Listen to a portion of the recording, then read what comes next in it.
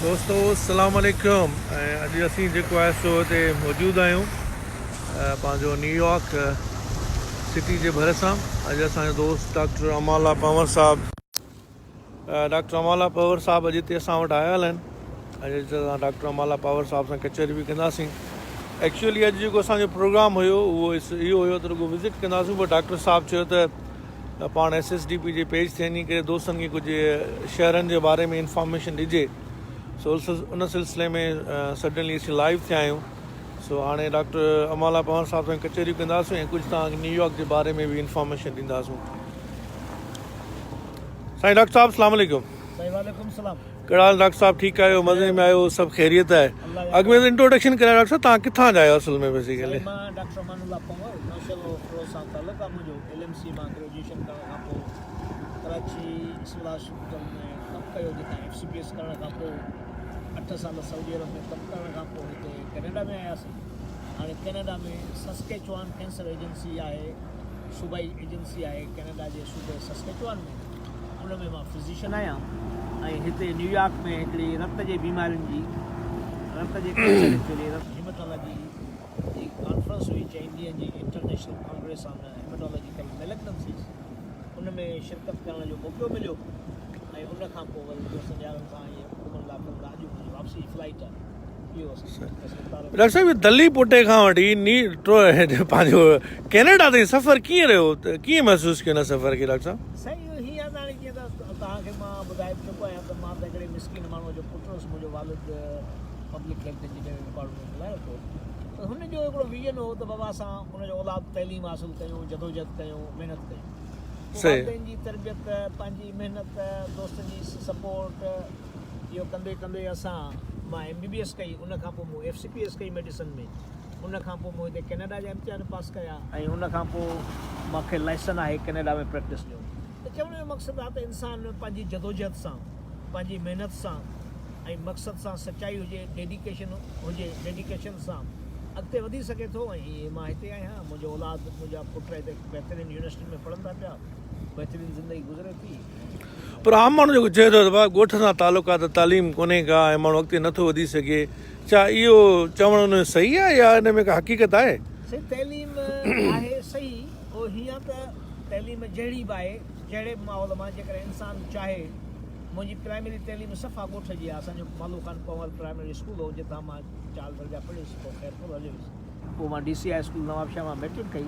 त उन्हनि इदारनि मां जेको जेकॾहिं जज़्बो आहे न, त इवन केॾो बि तव्हांजो तइलीमी इदारो माना तइलीमी सहूलियतुनि खां वांझियलु हुजे, तइलीम जा वसीला न हुजनि, उतां बि जेकॾहिं को माण्हू जज़्बे वारो आहे न, त उन्हनि सभिनी शयुनि खे ओरांघे ऐं मथे निकिरी सघे।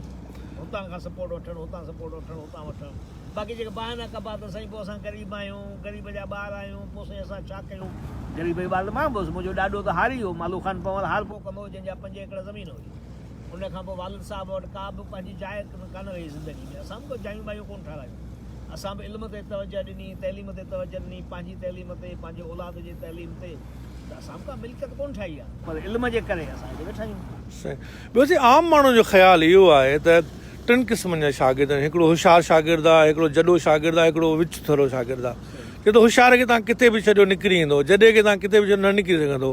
जेको 80% एवरेज शागिर्द आहे, इन ते माहौल जो वॾो इम्पैक्ट थो पए। त छा असांजी गवर्नमेंट सिंध या असांजा जेके ॿिया जेके साञा बंद धुरियूं आहिनि, इन्हनि ते को तवजह ॾियनि था साईं डॉक्टर साहब? सही तवजह तमामु घटि आहे, हिन में को शक कोन्हे त सिंध में तइलीमी जेके मसइला आहिनि, माना असांजी जो न माना तइलीम तो त प्रियॉरिटी न आहे न। असांजा ॿाहिराड़ी में माण्हू वेठा आहिनि, होटलुनि ते वञी चांहियूं पीअंदा, टाइम ज़ाया कंदा, पंहिंजे औलाद ते फोकस न कंदा, उन्हनि ते तवजह न ॾींदा। त जेकॾहिं इहे सभु माण्हू पंहिंजे औलाद खे सचाई सां तवजह ॾियनि, त हिकिड़ो दरमियानी जेको शागिर्द आहे, दरमियानी लेवल वारो न, उहो मथे निकिरी सघे थो। ऐं इहे जदोजहद ई आहे, जदोजहद, महिनत ऐं पंहिंजे टाइम जो सही क़दुरु करणु। टाइम ते तव्हां होटलुनि में वेठा फिल्मूं ॾिसो, भई 3 कलाक तव्हां फिल्म ॾिठी, इन बजाए पोइ तव्हां टॉपिक खणी पढ़ंदव। वञो त तव्हां नंढनि शहरनि में वॾियूं होटलूं लॻियूं पियूं आहिनि, जिते शागिर्द वेठा इंडियन फिल्मूं वेठा था ॾिसनि माण्हू वॾा मर्द औरतूं कोन हूंदियूं मर्द हूंदा आहिनि ऐं ॿार हूंदा आहिनि वेठा फिल्मूं ॾिसंदा आहिनि हाणे इहे फिल्म ॾिसी टाइम ज़ाहिर कंदा ऐं सुभाणे पोइ चवंदासीं असां ग़रीब आहियूं हाणे ग़रीब त असां बि आहियूं अमान अल्लाह पंवल जो पीउ किला रखो अली हसन भुट्टे जो पीउ मिसकिन माण्हू त असां सभु मिसकिन जो औलाद हिते पहुतल आहियूं अहिड़नि शहरनि में रहूं पिया असां इहो कोन को जागीरदार पोयां बैकग्राउंड आहे चवण जो मक़सदु आहे त असां बि रोल मॉडल आहियूं उन सोसाइटी जा त जदोजहद सां महिनत सां कमिटमेंट सां डेडिकेशन सां माण्हू अॻिते वधी सघे उते ॻाल्हियूं खोड़ सारियूं थींदियूं थोरो न्यूयॉर्क सिटी जे बारे में जीअं तव्हां चयो त दोस्तनि खे ॿुधायूं आया बि आहियूं मेन मक़सदु इहो हुयो त दोस्तो हीअ न्यूयॉर्क सिटी आहे ऐं तव्हां जेकॾहिं ॾिसी सघो था न्यूयॉर्क सिटी खे सही तरीक़े सां त न्यूयॉर्क सिटी जेको आहे सो उहो बेसिकली 5 टाउन्स में विरहायल आहे उनखे हिते बोरोज़ चवंदा आहिनि हिकिड़ो स्टेटन आइलैंड आहे हिकिड़ो ब्रुकलिन आहे हिकिड़ो क्वींस आहे हिकिड़ो मैनहट्टन आहे ऐं हिकिड़ो ब्रॉन्क्स आहे ऐं हिन में सभिनी खां इम्पॉर्टेंट जेको आहे उहो बोरो हिननि जो या टाउन मैनहट्टन आहे हाणे हीअ मैनहट्टन जो जेको तव्हांखे सीन नज़र अचे पियो बेसिकली हीअ आहे तव्हांजो लोअर मैनहट्टन तारीख़ी हिसाब सां तमामु घणो इम्पॉर्टेंट बि आहे ऐं हीअ हडसन दरिया तव्हांखे नज़र ईंदो हीअ हडसन दरिया आहे जेको ऑलमोस्ट न्यूयॉर्क जी टिप खां निकिरंदो आहे टॉप खां हीअ अल्बनी वग़ैरह खां थींदो वग़ैरह ई ईंदो ऐं हडसन दरिया जो नालो हुन करे पियो त जेको पहिरियों हिकिड़ो जहाज़ छा चइजोसीं बरी जहाज़ जेको बहरी जहाज़ जेको वियो हुनजो कैप्टन जो नालो हडसन हुयो त हुनखे ख़बर न पई पए त इहो वाक़ई दरिया आहे या इहो समुंड ई आहे त बेसिकली जॾहिं आख़िर में ख़बर पए त हीअ समुंड कोन्हे को बेसिकली हीअ दरिया ग़लती में हलियो वियो हुयो पोइ उन जे नाले सां हीअ मनसूब आहे हडसन रिवर जे नाले सां हडसन रिवर जे किनारे ते मूंखे साईं हीअ बेसिकली जीअं न्यूजर्सी साईं सूबो अलॻि आहे स्टेट अलॻि आहे न्यूयॉर्क स्टेट अलॻि आहे ऐं न्यूयॉर्क स्टेट जो न्यूयॉर्क हिकिड़ो सिटी बि आहे इतफ़ाक़ जी ॻाल्हि आई आहे ऐं न्यूजर्सी हिकिड़ी जेका आहे पंहिंजी अलॻि हिकिड़ो सूबो आहे हिकिड़ी स्टेट आहे ऐं हिन जो जर्सी वरी सिटी आहे माण्हू अक्सर कंफ्यूज़ थी वेंदा आहिनि त यार जर्सी सिटी रुगो इहो या ॿी को न्यूजर्सी आहे कोन को न्यूजर्सी साईं ड्रेग जेका आहे 170 माइल आहे डॉक्टर साहब 170 माइल उन ड्रेग आहे 70 माइल उनजी पखेड़ आहे जेका वेकर आहे हाणे हुन में ज़ारा अलाए केतिरा टाउन्स आहिनि सिटीज़ आहिनि वॾे में वॾो शहर त नेवर्क आहे 2 नंबर वॾे शहर जर्सी सिटी आहे मूंखे सखर ऐं रोड ई यादि ईंदो आहे दरिया सिंध ते जीअं 2 शहर जेके आबाद आहिनि न साईं ऐं कोटड़ीअ जी हैदराबाद आहे त बिल्कुलु साॻियो संगम आहे ऐं आउं अक्सर हिन हडसन दरिया खे सिंधु दरिया बि चवंदो आहियां त हीअ तव्हांखे लोअर मैनहट्टन नज़र अचे पियो जेको साम्हूं फ्रीडम टावर हीअ तव्हांखे न चुंब सां नज़र ईंदो हूंदो इहा उते हिननि हीअ नओं टावर ठाहियो आहे ऐं हाणे मुंहिंजे ख़्याल में अमेरिका जी इहा वॾे में वॾी बिल्डिंग आहे नावडेज़ ऐं हिते जे 9/11 जो पासे में 9/11 जा 2 जेके टावर्स ठहियल हुआ वर्ल्ड ट्रेड सेंटर जा जेके पोइ तबाह थिया उन खां पोइ इहो टावर ठाहियो वियो ऐं उनखां अलावा हिते ॿी बि खोड़ सारियूं शयूं मशहूरु आहिनि वर्ल्ड ट्रेड सेंटर बि हिते आहे उनखां अलावा जेको आहे सो हिते पंहिंजो वॉल स्ट्रीट बि हिते आहे फाइनेंशियल हब आहे बेसिकली पूरी दुनिया जो हिते ऐं हितां ई पूरो दुनिया जो कारोबार हलंदो आहे चार्जिंग बुल हिते आहे बैटरी पार्क हिते आहे ब्रुकलिन ब्रिज बि हुनखे पोयां आहे ऐं उनखां पोइ तव्हां बैक साइड ते वञो तव्हांखे एम्पायर स्टेट बिल्डिंग नज़र ईंदी क्राइसलर बिल्डिंग नज़र ईंदी टाइम स्क्वायर ते विच में आहे उनखां अलावा जेको आहे सो यूनाइटेड बिल्डिंग जी जेका यूनाइटेड नेशन जी बिल्डिंग जेका आहे उहा बि हुते आहे हीअ तव्हांखे ॿेड़ी नज़र ईंदी जेका क्रॉस करे पई बिल्कुलु थोरो हिन खां अॻिते तव्हांखे यादि हूंदो हिकिड़ो जहाज़ अची वाटर लैंडिंग कई हुई ऐं उहा मशहूरु थी मिरेकल ऑफ हडसन जे नाले सां न्यूयॉर्क मां जहाज़ जॾहिं उॾामो त पखियूं हुन इंजन में लॻा इंजनूं सभु तबाह थी वियूं ऐं पायलट वटि ॿियो को रस्तो हुयो कोन सवाइ दरिया में लाहिण जे ऐं दुनिया जी पहिरीं water landing successful water landing हुई जंहिंमें 185 साईं डॉक्टर 185 पैसेंजर्स हिन में मतिलबु त हुआ ऐं सभु बची विया हुआ जल्दी में इमरजेंसी पे अची वई हुई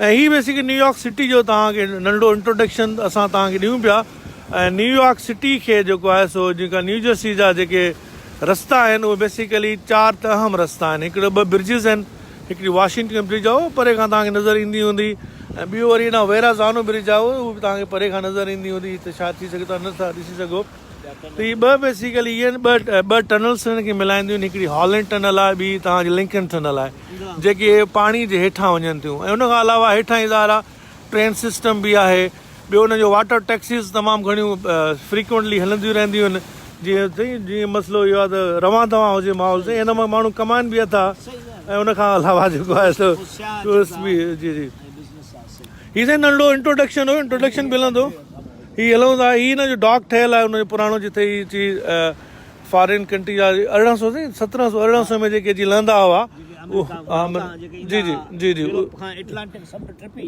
जी जी डॉक्टर साहब यूरोप खां एटलांटिक समुंड ट्रिपी जहाज़नि ते अमेरिका में माण्हू ईंदा उहे पहिरियों हिते अची पहुचंदा हिन न्यू जर्सीअ जे रेलवे टर्मिनल ते ऐं हितां पोइ इन ट्रेन जे ज़रिए इहे सॼे अमेरिका में पखिड़िबा इहो को माण्हू कहिड़े काॾे वियो को काॾे वियो त हीअ हिननि जो मेन रेलवे जो हब हो उन ज़माने जो जिथां माण्हू सॼी अमेरिका में मुंतक़िल थी विया तव्हां डॉक्टर साहब हिकिड़ी ॻाल्हि कई त अल्ताफ़ शेख जॾहिं इहो इलेक्ट्रॉनिक मीडिया न हूंदी हुई त अल्ताफ़ शेख किताब लिखंदो हो तव्हां सिंध जो नौजवान में ॾाढो इम्प्रेस थियो थोरो ॿुधाइजो शेयर कजो बचपन में जेका कहाणियुनि पढ़ण जो शौक़ु हूंदो हो सफ़रनामनि पढ़ण जो त अल्ताफ़ शेख जो जेको वॾो कंट्रीब्यूशन मां साईं खे हिकु दफ़ो चयो हो मां जो तव्हांजे करे तव्हांजे सफ़रनामनि खे पढ़ी असांखे दुनिया में निकिरण जो शौक़ु जाॻियो दुनिया ॾिसण जो शौक़ु जाॻियो ऐं उन जे करे ई असां हिते पहुता आहियूं असां आयासीं असांजो ख़ानदान आयो त ॾिसां थो त हे बि जेके पाण ॻाल्हायूं था पाण ॿुधूं था इहो पैगाम हिक ॿिए खे पहुचायूं हिनखे वाक़फ़ो कयूं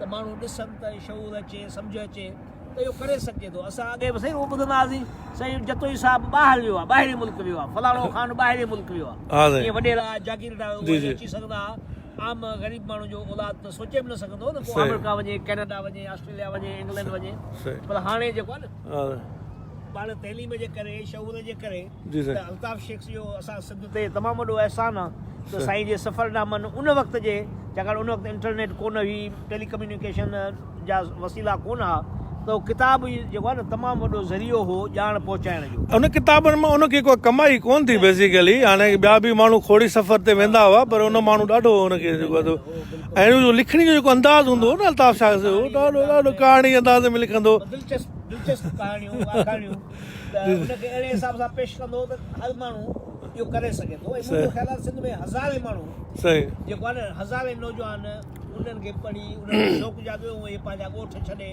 सिंध छॾे को किथे वियो को किथे वियो असां जेके हाणे लखे माण्हू ॿाहिरि निकितल आहियूं त मुंहिंजो ख़्यालु आहे साईं ही पोइ सेशन असां साईं अल्ताफ़ शेख साहिब खे डेडिकेट कयूं था ऐं उनखे इंस्पायर थी करे कयूं पिया त अचो साईं इहे दोस्तनि खे ॾेखारियूं था त हीअ वर्ल्ड ट्रेड सेंटर जो सैंपल ठाहियो आहे हिननि यादगार ठाही आहे हीअ तव्हां ॾिसो न वर्ल्ड ट्रेड सेंटर वांगुरु ही 2 ठाहिया आहिनि हीअ पूरी मेमोरियल ठाहियो आहे हिननि डॉक्टर साहिबु बिल्कुलु हिन अपोज़िट न्यूयॉर्क में 2 टावर्स वारे क़िस्म जा जेके तबाह थिया त हिनखे हाणे चवंदा empty sky new Jersey September 11 memorial जॻह तव्हां ते पढ़ी सघो था आराम सां it is very difficult read it Let this memorial reflect the legacies of those whose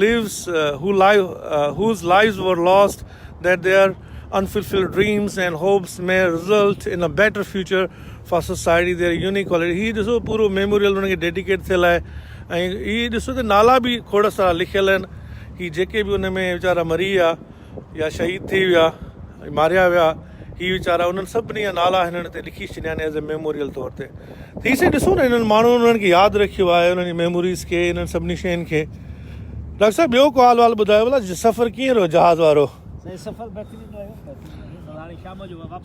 अच्छा सफ़र में न अक्सर दोस्त हैंड करी वॾी खणी वठंदा आहिनि वॾी भारी भारी अॼुकल्ह ॾाढी सख़्ती थी वियूं आहिनि तव्हांजो छा एडवाइस आहे दोस्तनि खे हैंड कैरी जेका लिमिट ॾिनल आहे उनजी ॾिसजे त उहा जेका उनजी साइज़ आहे बैग जी उहा पूरी हुजे ऐं सामान जेको हुनजी लिमिट ॾिनल आहे त उहा 7 kg हैंड कैरी हुजे बाक़ी 23 kg बैगेज हुजे अहिड़े हिसाब सां माण्हू पंहिंजो सामान मुख़्तसर खणे ऐं स्मार्ट हुजे पर अक्सर माण्हू त असांजो सामान नथा खणनि न साईं मसइलो त इहो आहे न डॉक्टर साहिबु ही दोस्त ॾिसो ही NCRJ लिखियल आहे साईं ईअं न NC new Jersey central railway terminal ही साईं 1600 लाइ 1700 में ठहियो हाणे असां अंदरि हलंदासीं ख़बर पवंदी कहिड़े साल में ठहियो आहे हिन जो हीअ हाणे हिन जो वॾो हेरिटेज आहे साईं हिन जो मतिलबु हीअ जेको यादगार तमामु वॾो हिन जो पर साईं अॼु ताईं बि हिनखे यूटिलाइज़ कंदा पिया डॉक्टर साहिबु But till today, they have the offices, they have the different things over there. But train कोन थी हले न ट्रेन हाणे ख़तमु माना ही 12 ट्रेन्स हूंदियूं हुयूं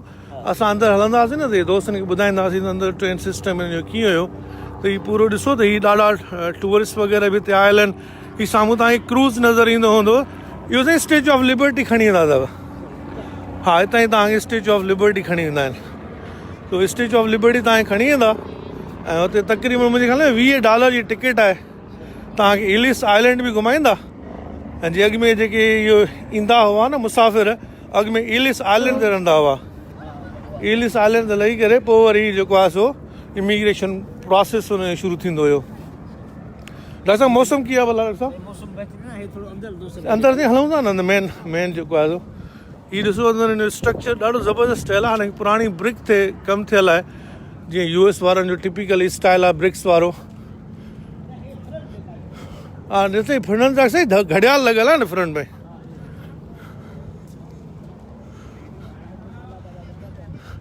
न ही NGCR आहे, ॾाढो घड़ियाल टाइप ॾाढो ख़ूबसूरत ठहियलु आहे। ऐं मतिलबु त ही साईं मां दोस्तनि खे ॾेखारियां पियो बिल्कुलु। हा साईं बिल्कुलु इहो हा सेशन हले पियो। हा हीअ अलाए छा शूटिंग थियल आहे, पुलिस वारा बीठा आहिनि, अलाए छा ख़बर न आहे छा सिलसिलो आहे। अचो न अचो न अंदरि हलो न। हीअ तव्हां दोस्त ॾिसो, हीअ जेकॾहिं केरु अचणु चाहे थो हिते त हीअ हिन जो लिखियलु आहे अथव liberty state park for adult 7 to 4 PM, number वग़ैरह बि लिखियलु आहिनि। हा डॉक्टर साहिबु अंदरि अचो, हीअ पूरो सेटअप ठहियलु आहे। हीअ दोस्त वग़ैरह हा बिल्कुलु डॉक्टर साहिबु ॾेखारियूं पिया।